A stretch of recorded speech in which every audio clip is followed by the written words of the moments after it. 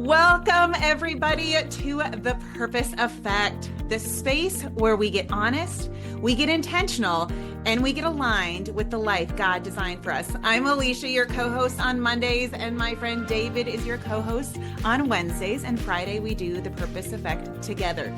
Our mission is simple. It's to help you stop floating through life and to start living life with purpose, clarity, and action.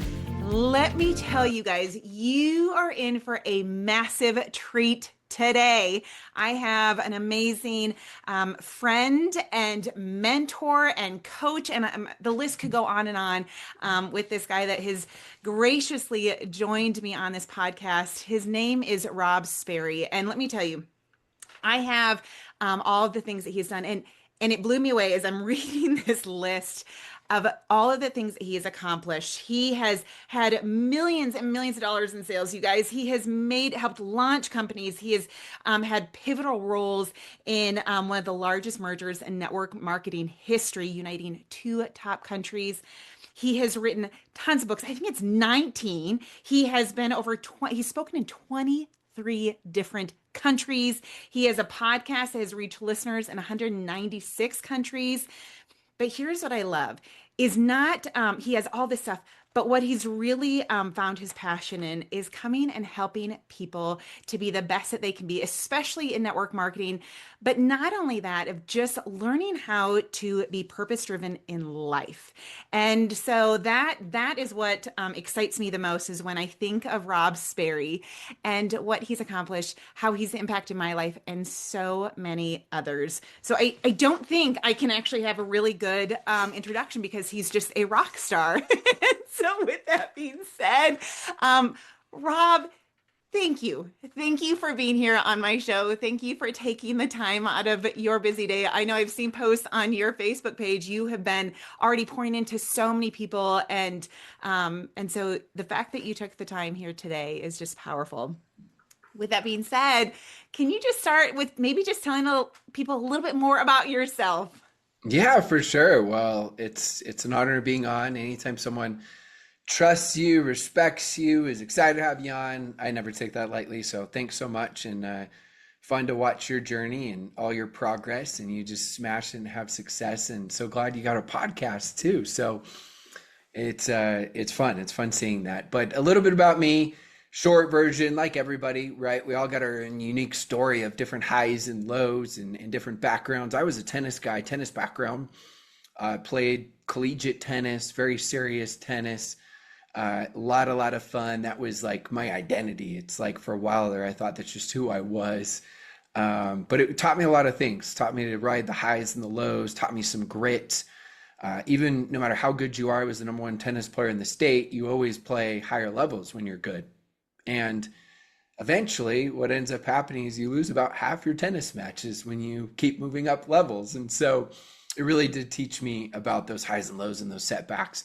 I ran a tennis club from age 24 to 28, which was incredible. And that was a great leadership experience at a very, very young age. And then I transitioned into really everything around the direct sales profession, from writing books to consulting to keynote speaking.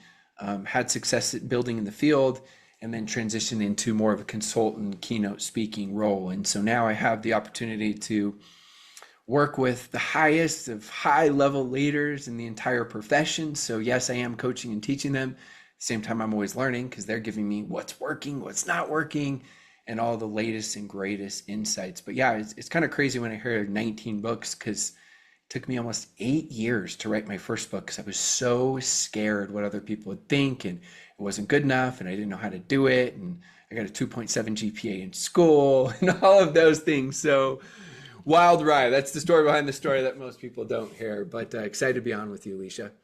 Oh, well, I know I think what's really cool is I've had the absolute privilege of being coached by you, and I last year was a contributor in a book and wrote a chapter, and you were a big part of that.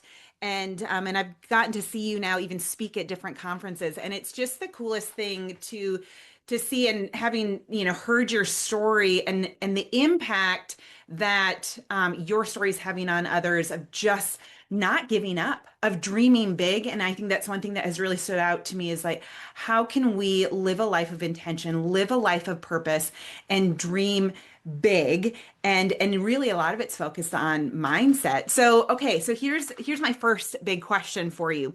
You've coached thousands of leaders. I mean, it's amazing to see what you've done. But when you look back, what separates those who truly build something from those who burn out and fade away? What makes a difference for a true leader? Yeah, the biggest difference is perspective, it's vision, it's mission, which is easy to say in the sense of, well, people are like, well, yeah, if I had success, I would have much more perspective and vision and my mission would be greater. But it's honestly like, think about it this way. Someone could say, they're really excited. I'm like, Alicia, I've got this new business and it's okay if you're not interested, but at the very least, I want you to take a look at it. I want you to see if it's a fit for you or not. So I do my whole spiel and my invite, and you end up saying no. And 6 months later, I quit. And I say, well, that didn't work for me. Well, why should have anybody have followed me if I couldn't handle 6 months worth of trials? How big was your vision really? Because everything worthwhile is always harder than you think it is going to be. That is just a success principle. Everything. 4 incredible kids, way harder than I thought it was going to be. Incredible wife. I think we have as good of a marriage you possibly can. Way harder than I thought it was going to be. Like, this is just life. And so if you're not committed, why should anybody else be committed? If you can't trust yourself, how can anyone else trust you? So when I look at the people that have success, it's that. Now you could go completely different study that I actually think relates 100%. Angela Duckworth, talks about this study, military cadets, and like what was the number one determining factor for the military cadets that actually had success and lasted. And it wasn't like how tall they were or if they were just shredded. It wasn't any of that type, or their genes or any of that type of stuff, or what their grades were. It was grit. That's what it boiled down to. Now, a lot of grit does come from perspective, because how can you have grit for something that you feel like is stupid, right? How can you have grit if you go to the gym and you're like, this is the stupidest thing ever. I hate this. It doesn't even work. I'm just sore. I don't even get in shape. I'm still out of shape. I'm tired. I hate being around everyone. Well, of course, how are you supposed to have grit? Your perspective sucks. But I go to the gym now and I'm like, I love it. Like, I love feeling sore because it means my muscle tissue is breaking down and it's growing back stronger. Like, I have more energy. I feel like I'm going to live longer, right? I'm healthier. I'm happier. All those things. I hate missing the gym. You see the perspective change. So it really starts with that. Now, how do you gain that? Everyone's different. I like all the cliches, right? The dream boards, the affirmation statements, the mission statements, a little bit of the personal development, getting clear on everything, right? But the 2 questions everyone asks themselves is it worth it? And can I do it? So you have to answer that for yourself. Can I do this? You know you can. You've seen other people do it. But is it worth it? Is it worth it to be judged by your friends and family? Is it be worth it to go through the rejections and the possible failures and the doubt, right? It's so hard thinking, is this going to be 6 months for it to work or 5 years? Not knowing that kills people. And so you have to answer those 2 questions. And as you do that, it will help increase your vision. Okay, let me ask you this. Can you answer those 2 questions? And what would the answer be? Can I answer them as far as, can I do it? Is it worth it? Is it worth Or it? Like, for if you everyone? look back at your life and pushing through to where you're at today, what would you have told the 28-year-old when you were transitioning from tennis into direct sales? Oh, I had the best mentor that gave me this vision, and now I get to borrow some of it. And it was just crazy how he was not worried about crippling you and trying to tell you it's so easy. He sat me down, and he's like one of those people that looks in your eyes and you feel like he's piercing your soul and you're like, feel a little uncomfortable. And he's like, this is going to be the hardest thing you've ever done. And normally people are like, oh, it's easy. Just get 2 who get 2 and just do this 10 minutes. He's like, this is the hardest thing you're ever going to do. And I'm like, oh, in my mind, I'm like, great sales job, man, right? And given this guy's now made over $40 million, so he's a legend. And he's like, he just looks at me, and we're good friends as well. He said, you're going to make a lot of sacrifices. Now, if you're tuning in, the sacrifices you make, it depends on how big your goals are and what you're willing to do. But he knew my goals were huge. He said, you're going to make a ton of sacrifices. It's going to be hard. You have no idea how hard and how painful it's going to be. But someday, every day is going to be an anniversary for you and your wife. Every day is going to be a holiday. Every single day, he said, for you, you're going to look at it and say, when people go on breaks, you're not going to want to go on breaks because it's busy. You're going to have the schedule where you're like, I'm going to go after they're done.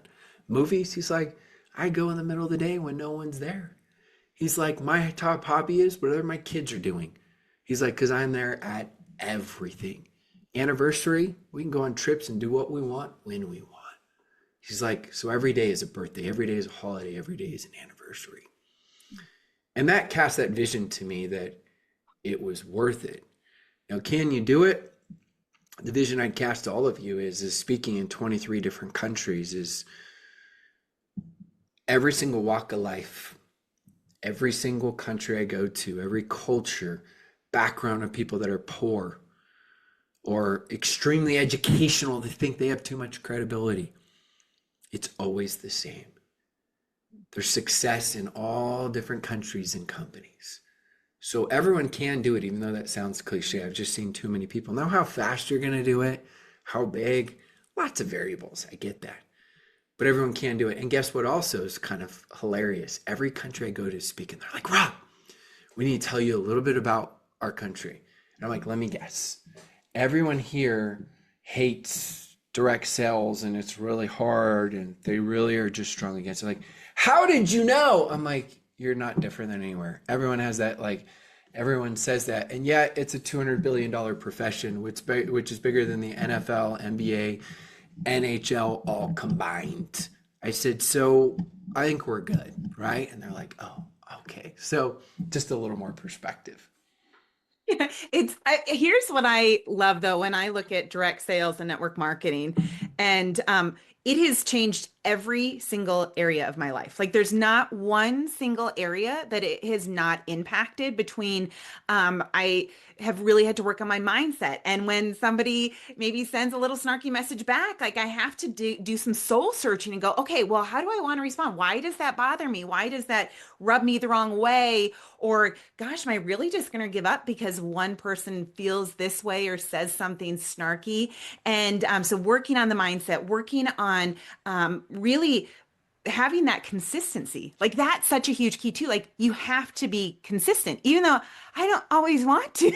Like I don't always want to message out, or it's like but it's, I mean, there, and I look at then my kids, what they've seen, how I've chosen to live this life of just living with intention in it. But what I've also seen in network marketing, and this is what I love in the direct sales stuff, is what you learn in this industry is really something that can be applied to everybody's life. Like it's not just, oh, this just network marketing deals with these kind of things. I mean, I hear you talk about sacrifice. I was talking to a friend of mine that he just wrapped up his recording of his third season. He's on this amazing network. In fact, his show was nominated for an Emmy, and he's local to this area. And we were talking about his show, and he said, you know, his friends say, well, you've just done so well. And he's like, you don't see me down at the bar hanging out. You don't, because I'm working hard, because I'm sacrificing now, because my goals are so big for the future. And that's what I love, is everything I'm learning in this industry applies to everything. It's just mindset. It's working on how to be positive, how to continue to push through, and which then ties me, and I getting a little away from network marketing and direct sales. You also have like a teenage a mastermind or something that you do, right? Yeah. Can you just share a little bit about that and how you've taken all these lessons that you've learned and now you teach it to teens? Yeah. So it was about 3.5 years ago. My son was, I can't remember if it was the end of his junior year or beginning of his senior year, but you know, I'd started having these just strong impressions of how I could have a greater impact just, you know, on my kids to start. And, you know, I started thinking, hey, maybe I do a teenage mastermind session. And then one of his friends was like, I overheard him. He's like, Kate, I'm not like you. That's my son's name. I don't have all the connections that you have through your dad and different things. And it's like, I'm never going to be successful. And it just killed me when I heard that. And I'm like, yeah, that's not true. Like there's so many principles. And so I started out, and we go back and look at pictures now, and there were 5 kids 3.5 years ago. And now, fast forward, on average, it's been about every, I don't know, 5 weeks or so. Sometimes it's sooner, sometimes later, but we've had now 43 masterminds. And when I say like 43 masterminds, I mean, we have about 20 kids that come, and we have all of these kids, we have a group chat, so they all share their takeaways after. They're not on their phones even for 1 second during the masterminds. It's very exclusive in the sense of, I tell them at the beginning, I'm here to help them. This is not class that you have to go to. This is a privilege. And if you don't like it, don't come back. Come hang out at my house all day, every day. Like, I'm not going to shame you. That's totally okay. But if you do like it, the expectation is just to take notes and to make sure you're not on your phones and pay attention. There's no side chit chat. It blows the speakers away. And it's crazy. In the 43 masterminds, I mean, I can't even go through all the experiences, everything from, kids that, started their own businesses, as an 8th grader, a window washing business. And I don't know what he ended up at, over $30,000 in sales, hired all his friends and his buddies, right? To, another kid went and sold door to door and has made like 8 grand his first week, to another girl that was struggling, which I didn't know. Her mom told me with depression and actually suicidal thoughts, and said that this has helped more than anything else. And so it's just amazing the impact we can have.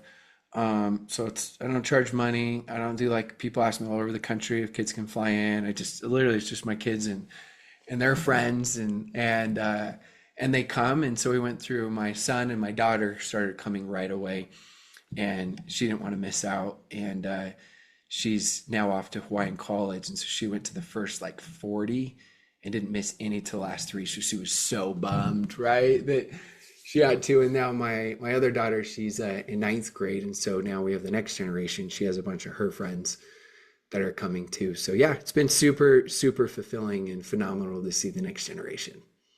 Yeah, to rise up and to, I think I see so many people as I really am very intentional on building connection with people, on just recognizing the power of just relationships, right? I talk to so many people that they have no purpose. They have no direction in life, and they're just floating through life. And I think when you can start impacting people at a young age, in those teenage years, to let them know, hey, one, you have a purpose, and let's give you the tools to start achieving it. I can't imagine what the ripple effects are going to be for these teens that you've been working with, and how it's going to play out in the years to come for all of them, like the stories that will continue to unfold. And that's where I think, like, my co-host and I, we picked the name The Purpose Effect, because when as you're such a prime example, is you walk out the purpose that God has for you, of being intentional with people, of helping train people, it creates this movement and this effect, and it just continues to go. So what do you think, one, with those, like the masterminds and teaching the youth, what is, and I know you've talked about grit, and we've talked about consistency and working hard, what is one thing, as sometimes it gets hard, like pushing through, sometimes just like, oh, I just don't want to do it. What are some ways or some tools to say, no, I'm going to keep pushing through, I'm going to keep going? And not, like I said, direct sales for sure, but also just in life in general. What would you say, hey, here's some tools to keep going? Yeah, so you already know this, and I'll give this to the group. Is, you and I had the opportunity to work together a little bit, and I'm really big on teaching people the 3 sets of goals, and that's the minimum, standards, and blitz. And the reason why it's so important to have those 3 sets, and I'll explain what they are, is because most people just set goals, and they're huge goals. Nothing wrong with that, because it's good to aspire and push big. Standards, I believe, are what you just strive to do on a normal, regular basis.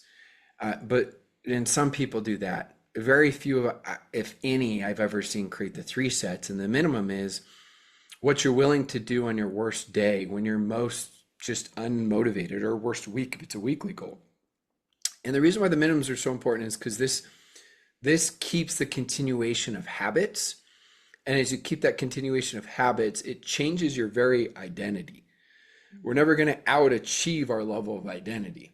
And so, to give an example, one of the examples I love to give is one of my best friends, Lance. He was allergic to working out, as he would joke around. But what I gave him is this minimum standard blitz. And I said, minimum, go work out something like twice a week, 15 minutes. And I got him to do that. And now it's 10 years later and he hasn't missed, and he's in the best shape of his life. And he runs like literally marathons and Ironmans and like crazy, crazy things.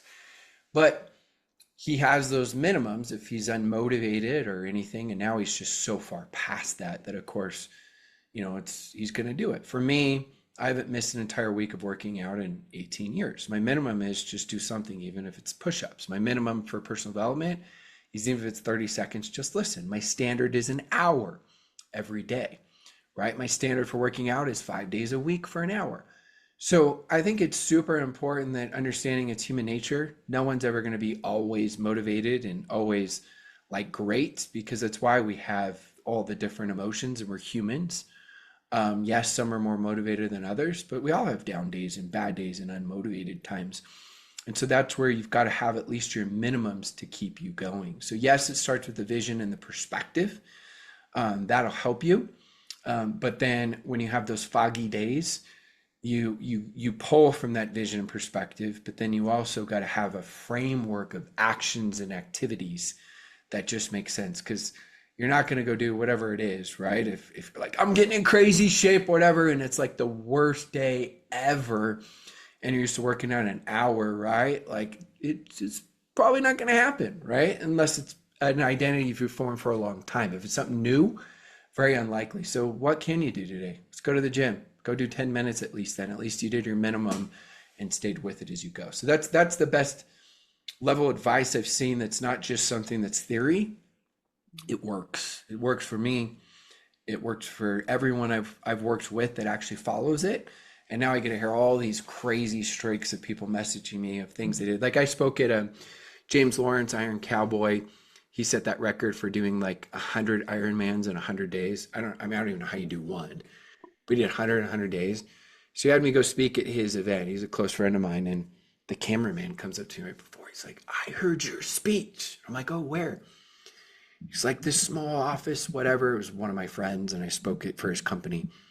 He's like, I've lost 70 pounds from doing that.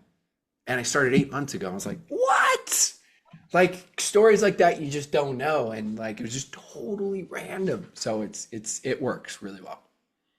And I think since I've done the coaching with you, like I've really done that, especially having the standards, having the minimum, and then the blitzes, like going. And this is, again, I love how this is something that applies to every area of your life. Even my husband being a small business owner, he utilizes now that as well, of like, okay, today I'm not, but this is my minimum that I'm going to do. And it's just really diving in and being intentional and knowing that like, it's going to be hard, but there are ways to get through it. And so I just love that. The other thing I notice, you are very intentional in connections and relationships and building those. Like you are so much more than just, hey, what can I get out of this? You've done this really cool thing over the last few months, especially where I've noticed all these different friendships that you've been posting. Yeah. And how we never know that one conversation with somebody where it can lead,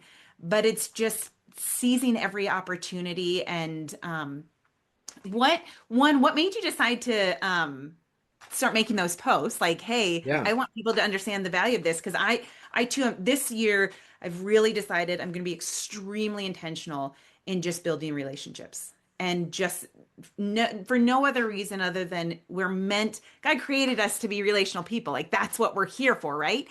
But what made you decide to start doing those posts, and how has that idea that you've lived with of just the idea of relationships, how's that structured your life or influenced it? Yeah, the first book I wrote is The Game of Networking, and it literally was just all about just networking in general. That's how I always won in life. I was super soft-spoken, super timid, scared. I was never the person that would walk in like the alpha or like confident. And so for me, it was really just as I came in, it was like, that's how I won. I'm going to go make friends with everybody. So it was always networking in general. That's in everything, even from coaching tennis, running a tennis club. Everything in life for me was always just networking. And of course, later, as I grew in life, like I realized that before I just naturally did it. And then I realized it and tried to do it more and more. It was about, I don't know, I had this idea about a year ago of like, hey, I've got like all these different connections and, it'd be cool to one, show appreciation to these people. Two, there's learning lessons to teach everyone. And three, I feel like it also like shows I'm doing what I teach. And so I'm like, oh, I'm going to start doing this. And I kept putting it off, putting it off. Then finally I started creating like ideas and who and what. And so now I ended up doing, I think it was about 60 or 65. And I went straight days like of someone. Now I do twice a week and I'm up to 80 total. And the 65 that I did in a matter of I think it was 65 days, I had 11 million views, which I didn't expect that at all. Like some of them that you thought would do well bombed and others just went crazy, but it was fun. And so for me, I think all those lessons, right? The power of collaboration. Collaboration is truly the new competition. That's my mentality, the power of networking, the learning lessons from them, and just the importance of just treating people, like everybody's important. Everyone has value as you go throughout your life and it compounds. And so I made an investment in people and it's paid off extremely well. Not just money like people think, of course, but in everything. Like it doesn't matter, like it doesn't matter what. I always feel like I have someone that I provide a lot of value that's a connection to help me, right? So it's not just money like people think. Or advice. It's like in anything. I feel like I've got, that lifeline for anything and everything I want or need. Yeah. And I think we don't know where those connections will take us and the impact that one conversation can have. And that's I've just seen it play out over and over again of how God uses them. And it's just such a powerful thing. And so it's been really fun to watch you post those and just see that and the impact. The impact I think that all of us can have, but we have a choice. Do we choose to do it or not? And I think you have been such a powerful example of somebody that has chosen to live that impact out and to be an example of it. And so you have so impacted my life way before I even started the coaching and all that stuff. And I just am so grateful for you and for you taking the time today. As we wrap up this episode, what is one last piece of advice that you would love to give people that has just been heavy on your heart as you lead into 2026? Yeah, I think the biggest thing is like I've got a podcast, you got a podcast. Podcasts are great. The greatest part about them is if you can actually go apply principles to your life. There's going to be a million things you hear from this incredible podcast and others. But after that, the whole goal is true learning is implementation. So make sure you decide what are the most important things to implement and then how are you going to implement them? That's why I gave you minimum standard and blitz. I gave you a framework, but in every area of life, because otherwise, you don't want to become the person that's learn, and no action. So whether it's becoming a better spouse, whether it's becoming a better, partner, a better parent, a better business owner as you go, whatever it is, take it, and say, okay, how can I actually apply this so that I can make that progress and improvement? As you do that, that's the greatest compliment of shooting Alicia, a message and saying, oh, that one podcast I listened to, or these 3 I listened to made all the difference. Thank you so much, right? And so for all of you, is we all want change, right? We want improvement. We want progress. Progress is the definition of happiness. Progress only happens with implementation, right? All the time we interpret like faith, but in the Bible, faith without works is dead. And so for us, let's take that Bible verse, right? Faith, and let's have works, right? And make it all alive so we can have that progression in our lives. So that would be my advice for everybody in just simple terms is let's go make it happen. Oh, I love it. What a way to go into 2026. It's truly living a life of intention. Well, you guys, I appreciate you listening to Rob. I will tell you, I could sit here and just listen to you for hours, Rob, just so you know. Like, I just so appreciate you and the wisdom that you bring and just how you live it with intention. So everybody, thank you for listening to this episode of the podcast, The Purpose Effect. If today's episode spoke to you, share it with somebody else. Make sure to subscribe. We're on all major platforms. Help spread the movement of living a purpose-driven life. And remember, you are called, you are capable, and you were created with intention. Now go and live it.